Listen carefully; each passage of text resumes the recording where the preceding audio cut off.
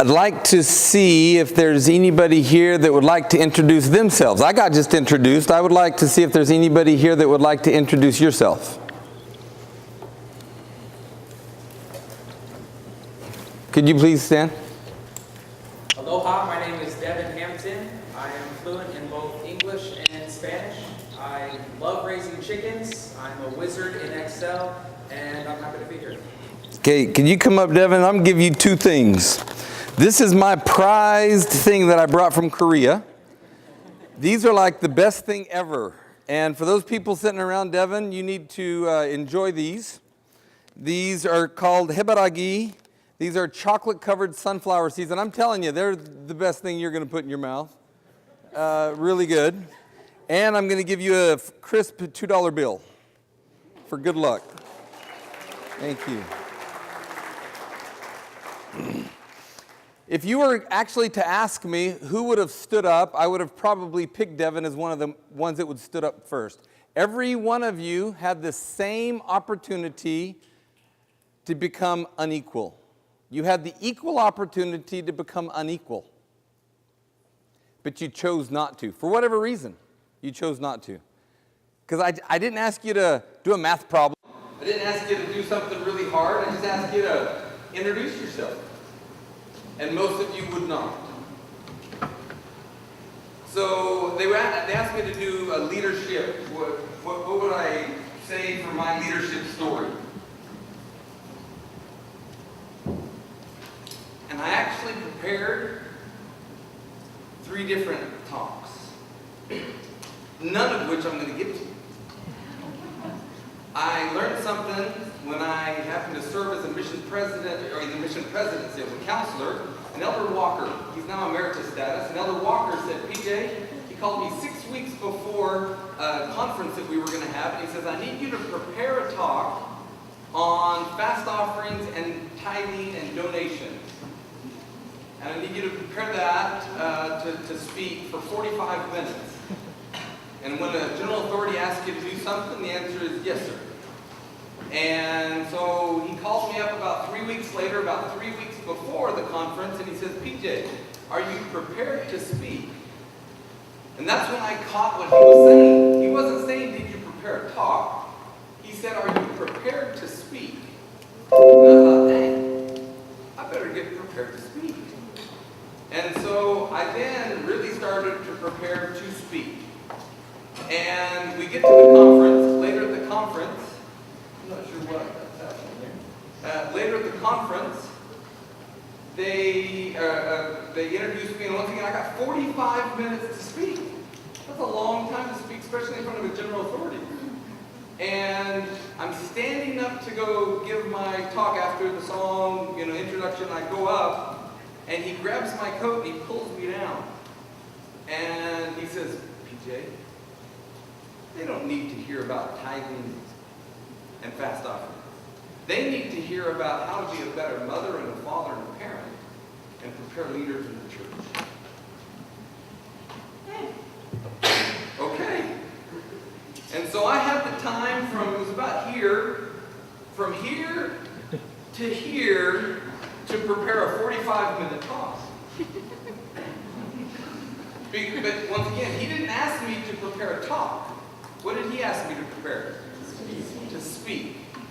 So I pray that I've prepared enough to speak to you in a way that you'll go, I can use something that he said.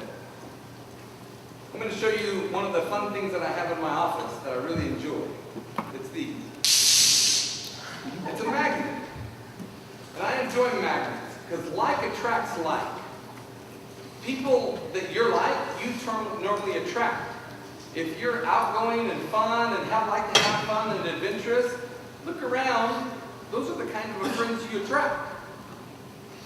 If you're negative, if you're a downer, look around. Those are kind of the friends you attract. It's very interesting. That's metaphorically is one of my favorite things as a magnet because like attracts like.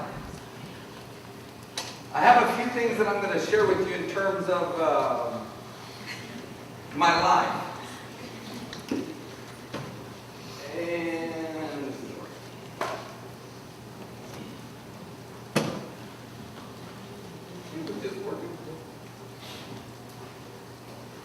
Maybe that noise had something to do with it.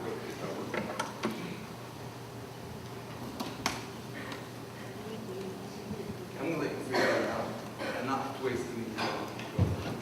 So what I planned for you today, and hopefully it works, is I planned to show you some pictures of my life and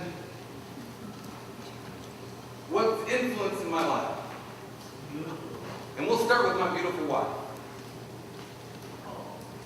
Everything starts and ends with my beautiful wife. So next is my family. Love my family. We have an extra daughter, Trisha. She's on the far left over here. You can't see it. You see her very well. I have 6 children. I just have a 2.5-month-old. And yes, I'll be 67 when he graduates from college. Or excuse me, high school, not college, high school. But we're excited to have Zeke in our home, and he was very planned, by the way. We love our little boy Zeke. So we have 6 children. The oldest is 15. That is my family. If you look at this picture was from BYU Hawaii back in 1994. If you see someone in this picture, it is right there. That's me. There, right there. That's right in front of the Canon Activity Center in 1994. Bill Nill was the dean at the time, and he put me on what was called Dean's Council.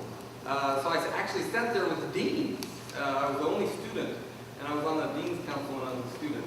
This is when I was in school. I can't remember. I want to say it was Jeff that had hurt his hand, and of course, guys are very sympathetic, right? And so he really hurt his hand really bad wrestling, I think.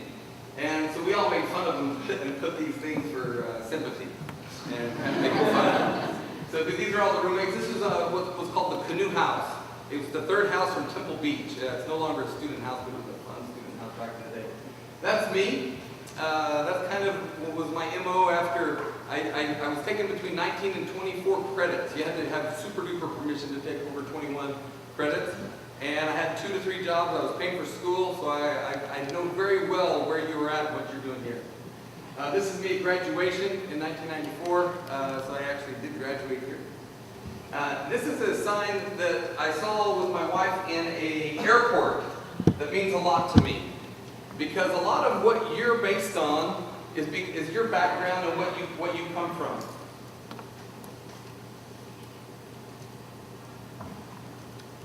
And this is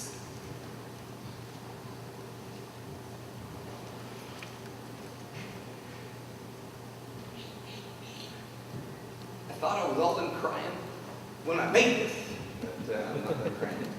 So this is who I'm from.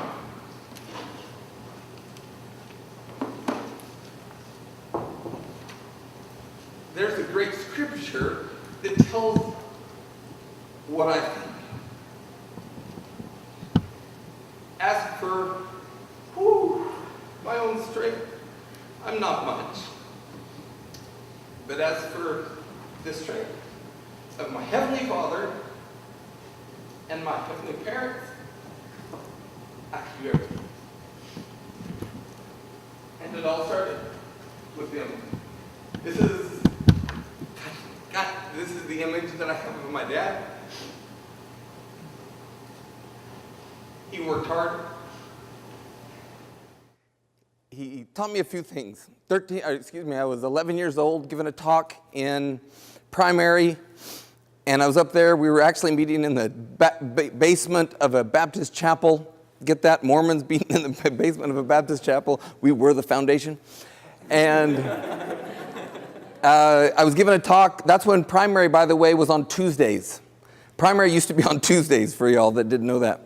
And I was giving a talk, and I got really embarrassed, and I ran outside right in the middle of my talk. So I was in the middle of my talk. I forgot what I was going to say, and I ran out to the car, right off the stage, out of the meeting, but to the car. And I remember my dad came to me, and he said, "PJ, what's the matter?"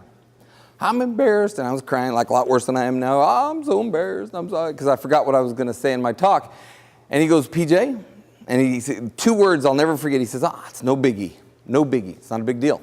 And then he said, "PJ, do you want to be embarrassed?" I went, "No, sir." He says, "Well, if you don't want to be embarrassed, you get to choose that. You get to choose if you're embarrassed or not. So if you want to be embarrassed, be embarrassed. If you don't want to be embarrassed, just choose not to be embarrassed." And I can say that with the exception of one or probably 2 or 3 times for the rest of my life, I have chosen never to be embarrassed. It is impossible for you to embarrass me. Go ahead and try. I promise you, it ain't going to work.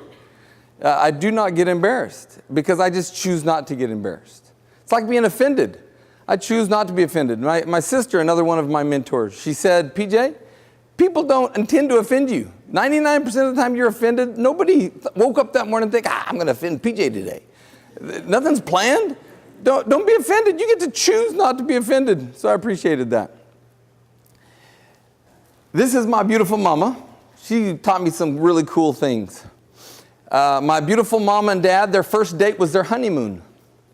Yeah, you heard that right. Their first date was their honeymoon. They met on a mission. My dad proposed to my mom after he was released, and she had another year. They corresponded very frequently. I have all these letters when she came home. She came home to Texas, got on a bus a couple weeks later with her family to go to Arizona, and the very first date was their honeymoon. And it was the grace of God and the church and their commitment that they stayed together, because they were not super compatible people. They were so different. But you know what? That's why I look at any couple, and any couple that calls it quits, I think you're freaking weenies. Because at one time you loved each other, at one time you did it, and you chose not to stop it. You chose to break the covenants. You chose. And not that there's not time for divorce, because there is. There is absolutely a time for divorce. I absolutely would say there is a time. But it is very few and far between, and it's because one of you or both of you have just stopped working at it. But my mom and dad, they kept working at it, God bless them, and I'm grateful for it. Couple things that I learned from my mama. She said, to me one time, I wanted a Stretch Armstrong. This is a little tool or a toy way back in the day that you could stretch him and he would stretch, pull back together and you could stretch him. And I wanted a Stretch Armstrong, but it was quite expensive and we didn't have enough money for it. But I loved my mom because she would never say, we don't have enough money for that. I learned from my mom to tell my kids, we're not like other people. We don't have enough money for that. That's not what she ever said. I was wanting Stretch Armstrong and she didn't say, PJ, we don't have enough money for that. So you know what she did? She knew her boy well enough. She says, you know what, PJ? You love no-bake cookies. Why don't, you get to make no-bake cookies and we can make all that you want. I quickly forgot about Stretch Armstrong, focusing on the cookies. My mom was really good at moving our direction around, and I really appreciated that about Mama. Another thing that she would do is whenever we left the house, she'd always say, PJ, remember who you are. So that's always stuck in my house. Or stuck in my head, because every time I left my house, remember who you are. Remember who you are. And she'd always ask, PJ, anything you need to tell me about? And I'd always say, nothing I need to tell you about. So at the end of the day, how was your day? Anything you need to tell me about? Nothing I need to tell you about. But I do have to tell you this story. It was a Sunday afternoon. I was 16. I was just called as the priest quorum president. And I had my football cleats on, some sweats, a t-shirt, and I was walking out the back door with a football. This was on Sunday afternoon. And my mom says, PJ, where are you going? And I said, I'm going to fellowship with some inactive priest.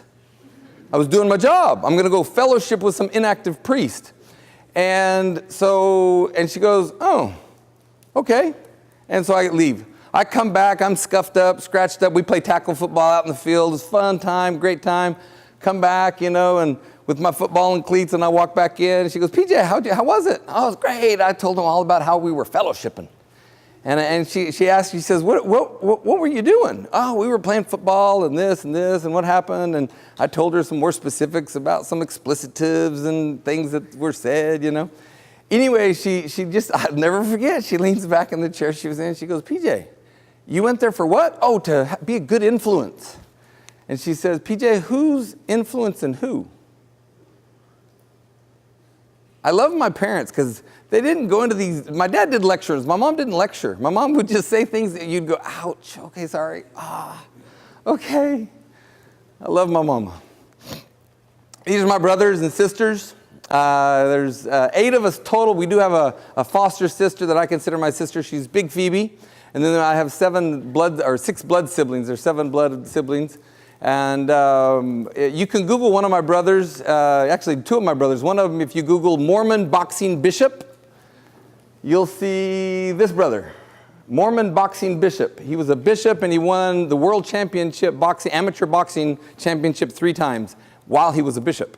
Kind of interesting when he was 41 years old. If you Google Scott Rogers, he's right there, Scott Rogers sculptor. He's one of the most phenomenal Western sculpture artists in the world, on the planet. He's really, really good, Scott Rogers. My brother Jeff, he is the quietest. He's the guy that would, he'd be the serial killer and no one would ever know about it. He is the guy that is the most he is the most deepest thinker in our family by far. He rarely says anything, but when he says something, it's super powerful. I learned a lot from all of my brothers. My gorgeous sisters, I have 3 sisters here, and I remember punching this sister. When I was about 12 years old, she was 14 or 15, and I punched her.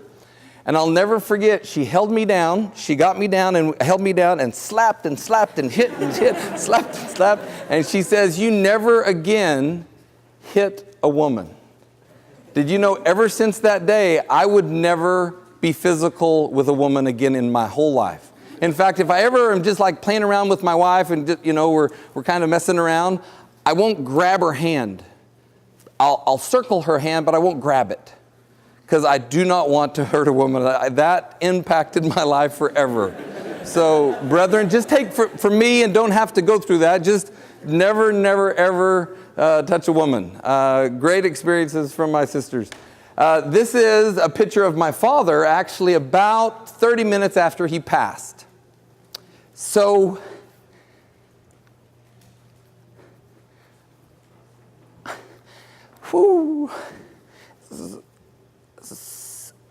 we were pregnant with our fourth child, Cooper, at the time, and Cooper was supposed to come on the 5th, and he didn't come. Oh, excuse me, he was supposed to come on the 11th, but he came early and he came on the 5th of February. And after he was born, all things are happy. We're living in South Korea. I get a call from my brother, and my dad had Alzheimer's. I'm a 5th generation Alzheimer's to be patient, because Alzheimer's is kind of hereditary. And the 4 brethren before me, great-great-grandfather, great-grandfather, anyway, all the way to my father, have all passed away from Alzheimer's. So there's a good chance I'm going to have Alzheimer's. And so my dad has Alzheimer's. He started to get worse and worse. He started not recognizing the bishop. And pretty soon, my brother had walked in the door, and he didn't recognize my brother. He turned to my mom and said, "Who was that?" And that was the first time he had not recognized one of us children. Well, it was about 2 weeks after that, he had a stroke, and that's when my brother called and said, "You need to get home." So I was blessed because my son was already born. Because if he wasn't born, I wasn't going to leave. But he was born, and so I was able to go home. And I get home, and my dad's in a kind of a comatose state in bed. And what was really fun about it was death in our family is a party. It's much like Polynesians in a lot of ways. It's a sad time, but it's a really happy time. It's a celebration. And so all the nurses were always amazed, because my dad probably had, 300 people come in and out of the hospital in the 3 or 4 days we were there to come see him. And he was in this comatose state, and he wasn't really responding at all. And we were there about 3 days, but this 3rd day, this feeling came over me that said, "You need to stick around," because we were all going home because Dad was okay. Meaning they'd kept him on what's called comfort care, and so they were not keeping him alive, but just basically keeping him comfortable, without pain. And they said, "I need you to," I said, "I think I need to stay." And the nurse came in and checked him out and says, "No, you know what? His vitals are actually better than they were the last 3 days. He's almost gotten better, so you really don't need to stay. He'll be here when you get here in the morning." And I'm thinking, no, I really think I need to stay. She's, well, you're welcome to stay. And then the doctor came in about 11 something and checked him out, 11:30 or something. And this doctor knew my dad for 25 years and said, PJ, your dad's doing actually physically really good right now. He's not going to go tonight. And I think he really is going to go. And the nurse had said something to me earlier in the day that rang with me. She said, people sometimes don't die because they're waiting for something to happen. They're waiting for that they want to do something, that they need to take care of something, so they don't want to leave. And so I thought, just a ho-hum moment. And then later that night, when I just have a feeling that I need to stick around. And so I'm there, everybody's gone, and I'm talking to Dad. And I'm holding his left hand here. Nobody's in the room at the time. That's my mom, by the way. But nobody's in the room at the time. And I'm talking to him about this and that, my family. Talking to him about my siblings and what we're going to do. And we got things. We're going to take care of Mom. And he was, you could hear him breathe. And then all of a sudden, he stopped breathing.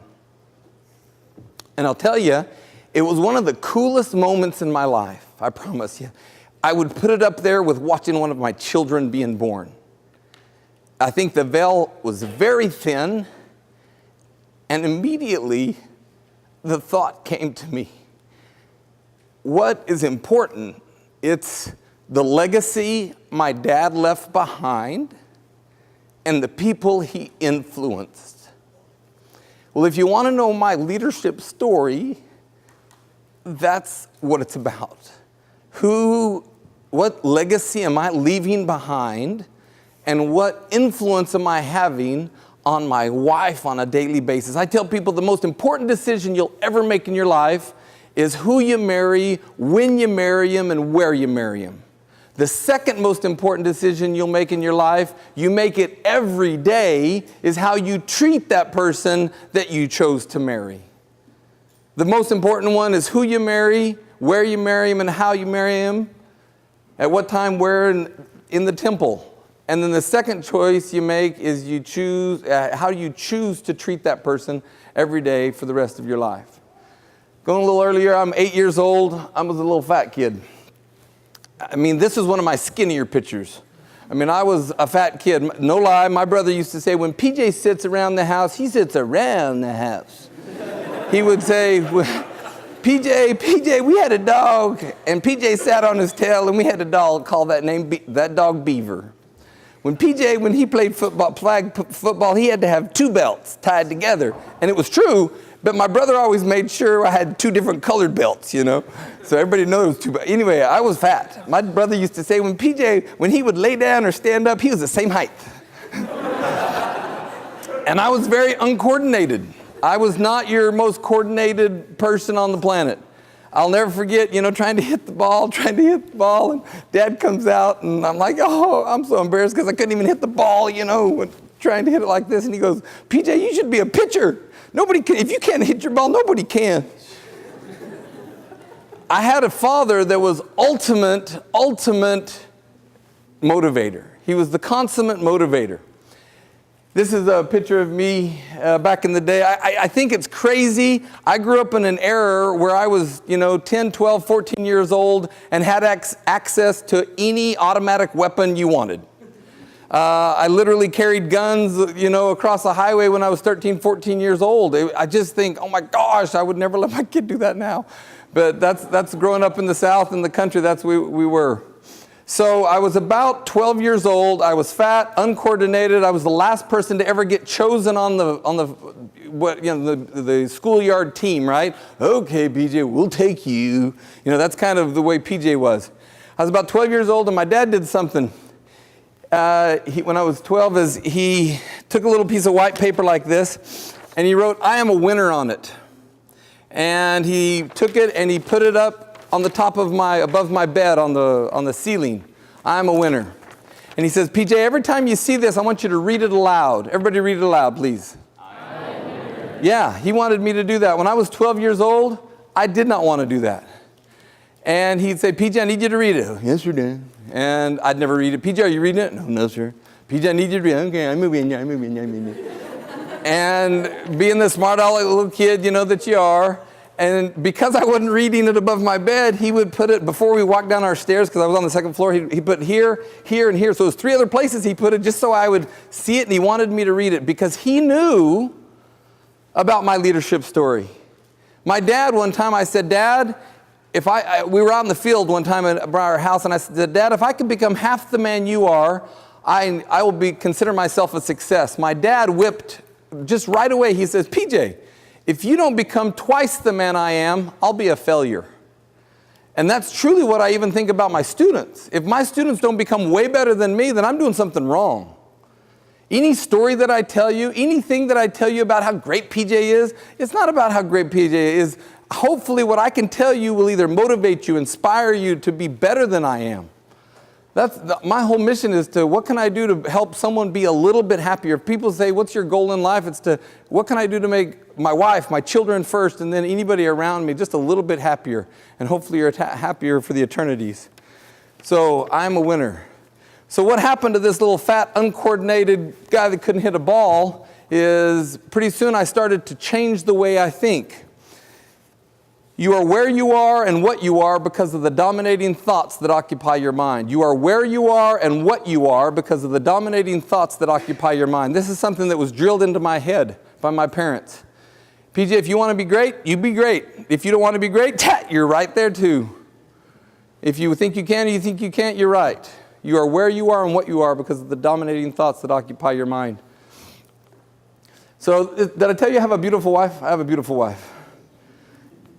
So I appreciated this. You can't have $1 million dream with a minimum wage work ethic.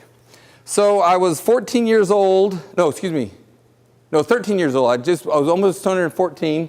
And there was called the Fan and Tree Farm. And a friend of mine worked out there, and I needed a summer job, and he worked at the Fan and Tree Farm. Basically, you were taking care of plants and this huge field, open field out in the boonies. And he was working out there, and I think he was making like $3.30 an hour or $4 an hour, whatever minimum wage was at the time. And I says, hey, he says, well, you ought to come out and ask him if he needs a job. So I go out and ask the owner, I says, hey, I need a job. And he goes, I got enough workers. And I says, but you don't got me. And he goes, no, but I got enough workers. I says, but you don't got me. And he goes, I said, I'll tell you what, I'll work today for free. I'll work for free today. And if you like me, you can keep me. If you don't, you get a free day's labor. So what did I do? I worked hard. I worked really hard. And I was really sorry. But one of my friends that introduced me to the job got laid off. 2 people got laid off and he hired me. And I was kind of sad, but not so sad. I mean, it is. It is what it is, right? I did learn something. The golden rule. Have y'all heard their golden rule? What's the golden rule? Yeah, the one with the gold makes the rules. And, they say, do unto others like you have them to do unto you. But what's interesting about our world is there's a game that we got to play. And you're either going to play the game or not play the game. And you have to understand how to play the game. Do you take advantage of others? No, never. Do you lie? Do you know? Do you keep the covenants? Do you make and keep covenants? Absolutely. That's the way you become a leader. And you know what's interesting about the LDS church is we absolutely develop leaders. Many other religions have leaders in them, but they tend not to develop leaders as much as they develop followers. The church develops leaders. You are a leader, a class leader in primary, and then all of a sudden you're the beehive president or the beehive secretary. It's all about leadership in the God's kingdom. God wants you to be a leader. He wants you to start to be a leader in your home. First be a leader of yourself and then be a leader in your home. And this was the home that I was brought up into. You know what? I'm going to skip that one just for time. Something that my sister taught me. Part of my leadership story where I was in Korea living by myself in an apartment that only me had been in. I'm the only one that had been in this apartment for, 18 months. And I'd never made my bed. Why? Because I was the only one there. I was just going to get into it, hours later. And I remember my sister visiting, and she was actually staying with another girl that I had her living with at the time in Korea. And she went up to my apartment, and she says, PJ, why don't you make your bed? And I says, why? Make it. I'm the only one here. And she says, well, aren't you going to make it when you get married? And I said, yeah. She says, well, then start making it now. Because just because you're living with somebody doesn't mean your habits are going to change and it'll become all good. So any habit you want tomorrow, you got to start yesterday. So if you want to create a good habit in your life, start that habit yesterday. Don't think, oh, when I get married, I'll start saving money. When I get married, I'm going to... No, you start that habit yesterday. That was a great thing that I learned in my leadership story. This is when I was in Kilgore College. I played football. So I went from Mr. Uncoordinated everything up to being recruited by multiple Division I schools. And one of the schools, Nebraska, came to recruit me. And when they recruited me, Coach Osborne, Tom Osborne at the time, he visited our school. He was like the god of football at the time. He was they just won the national championship, and he came into our school and he said, PJ, we want you to come play for us. He says, if you'll make me a promise, I'll make you a promise. I'll promise that you'll be a Cornhusker as long as I'm there. If you promise not to go on one of your Mormon missions until after you graduate.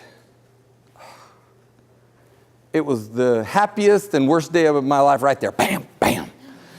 And because he knew that I was going to go on a mission. My awesome coach, I love my coach to death, but he basically said, hey, his parents went on missions. His brothers all went on missions. His sister's on a mission now in Florida. He's going on a mission. So they knew he knew that he would lose me, and so he tried to convince me not to go on a mission. I chose, obviously, not to. I ended up going to a junior college, Kilgore Junior College. This is me when I was in junior college. When I was there, it was another story that helped mark who I was and who I wanted to be. There was another player on our team that was a ladies' man.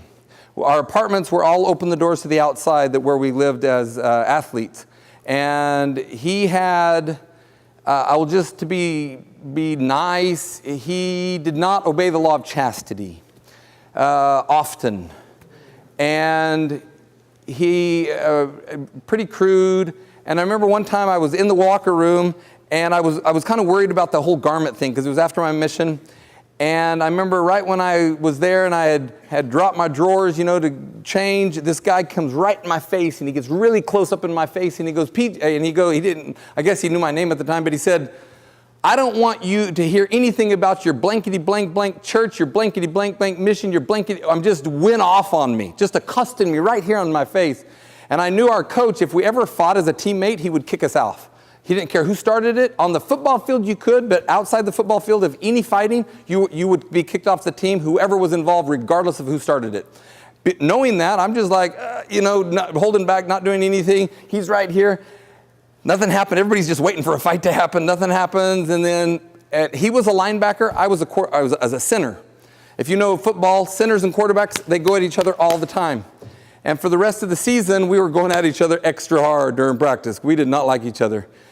We had the same friends. We'd go out to eat. We'd sit at the same table, and him and I never exchanged another word. Not talked. We ended up going to a regional championship. Our football team did. And we were doing really well. At the end of our December, after the championship, everything was wonderful.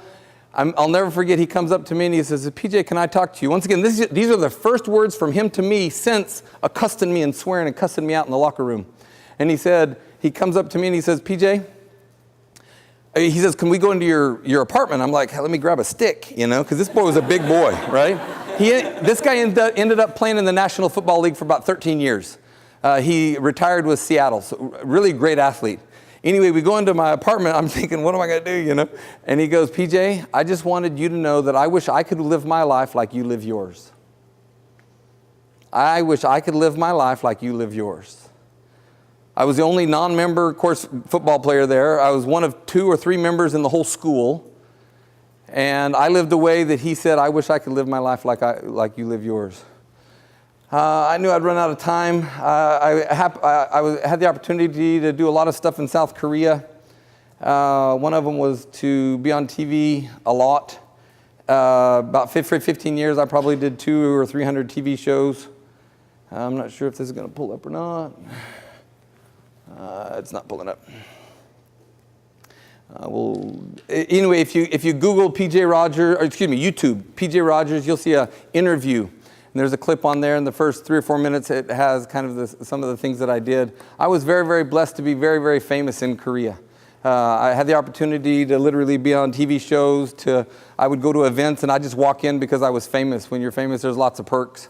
But like a good friend of mine that I have later in this slide that I probably won't be able to show you, his name is Danny White. Anyway, he's Danny White. He's the quarterback for the Dallas Cowboys. He said, he was my seminary teacher. Isn't that cool? The Dallas Cowboy quarterback and your senior seminary teacher. But he said, PJ, he said, be careful about ever being famous. He says they'll name a street after you because you're super famous and super good and everybody loves you, and all of a sudden you're not so good. Then they'll run you out of town down that same street. And so I never took being a celebrity to my head because of Danny White and the things that he shared with me. I have to share you this story with you. It wasn't this setting. These are actually my MBA friends that I did my MBA with. But I was in a setting where drinking is a big thing in Asia. Turning down a drink is like slugging them in the face, right? Turning down a drink is not like, oh, I don't drink. They don't understand that. They do not understand that. It's literally like saying, I hate you, I hate your mom, I hate your dad, I hate your country, and no, I don't want the drink. I mean, that's what you're saying when you're saying, I don't want the drink. It's very powerful, that is. And so I was in this setting where I had put together two companies to do a big deal that I was going to make some good money off of. And they had, because it was a big donation to a South African country, there was the reporters were there, and they had invited a Buddhist monk, this lady who was bald, all in her Buddhism. She was like 80 years old. She comes over in the middle of the meeting. This part wasn't on TV, but everybody was there, all the executives, and she came up and said, hey, we need to toast with our American friend. Buddhists don't drink. Right? So my religion tells me, what does that mean? Oh, I'm going to obey my religion. Why? You don't obey yours. That's what it's saying, basically. She says, let's toast with our American friend. And so back then I had a line. My line used to be, I would accept the alcohol in the cup and then set it down. That used to be my line. A little bit after that, it changed where I would not even accept it in the cup. Where I've had friends, LDS friends, that would pretend to drink it, pour it in the plant or whatever, but I used to hold it up and set it down. So I'd hold it up, so I did that, and I set it down. And of course she goes, "We have masho," which means, why aren't you drinking? And of course now the whole room is focused on me. And she goes, then she says, which means, basically, if you don't drink this, you're going to offend me and everybody in the room. And what do you do? It's against my religion?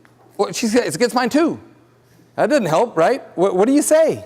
Luckily, I had prepared in a way that I didn't even know the Heavenly Father was preparing. I was walking in a place called Toamsan, these mountains down in the southern part of Korea, and I'd visited a Buddhist monastery.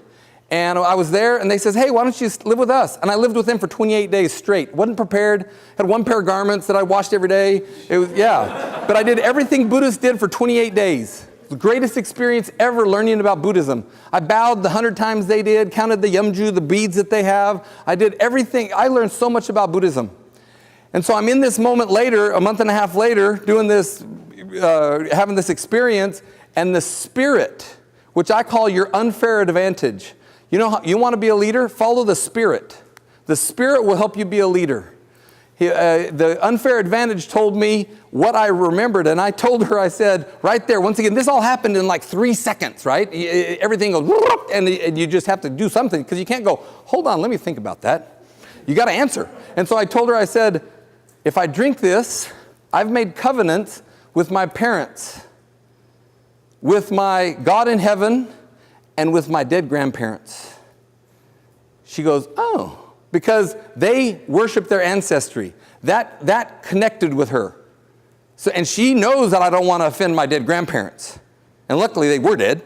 And so I said, and if I drink this, I will offend my dead grandparents. She goes, we don't want to do that. Here, why don't you drink this like a Sprite instead? And so I drank that, it just passed over. Brothers and sisters, I'm telling you, the reason I have been able to do what I've been able to do is because I've had great mentors in my life. I so wish I could tell you, that was Danny White, by the way, that I've been able to do some wonderful things. I do want to tell you this last thing about this little cub. There was a lion cub, and he was in a cave, and he was hungry. Him and his brother were kind of fighting. So the mom trots out the cave going to find them something to eat, some meat. So he trots off, and one of the cubs starts to follow her. As the cub starts to follow her, the mom doesn't realize it, and the cub gets lost. Do you think the cub went back up the mountain or went down the mountain? Down the mountain because it's easier. We as human beings, we take the easy path. We like ruts. We don't like decisions. If you don't believe me, think of the way you shower. You shower the same way every day. If you start here, go here, that's what you do every day. If you do makeup, you do it the same way every day. We love ruts. Well, this little cub loved ruts the easy way, so he went down and he went to this beautiful meadow. And we're going to call this the Meadow of Mediocrity. The Meadow of what? Mediocrity. Mediocre.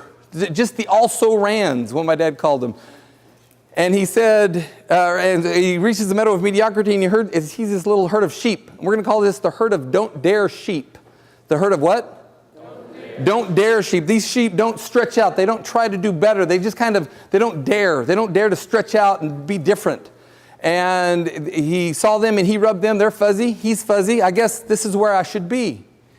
And he sees these don't dare sheep and they're all bending down and eating this grass. And we're going to call this the grass of habit. The grass of habit. And so he bends down to eating this grass of habit because that's what everybody's doing.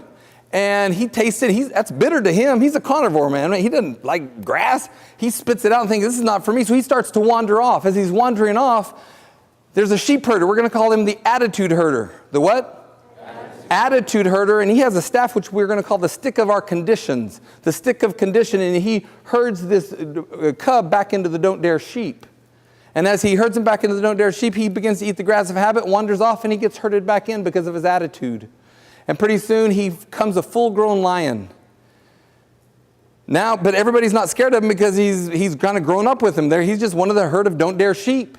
And they take this herd of don't dare sheep one time down to this beautiful stream, and we're going to call this the stream of realization. The stream of what? Realization. And so this lion now looked down in this stream and for the first time found out what? I'm a lion. I don't belong in the herd of don't dare sheep. My brother used to say, PJ, take a good look at yourself. If you're surrounded by a bunch of people that are just like you, eagles don't flock.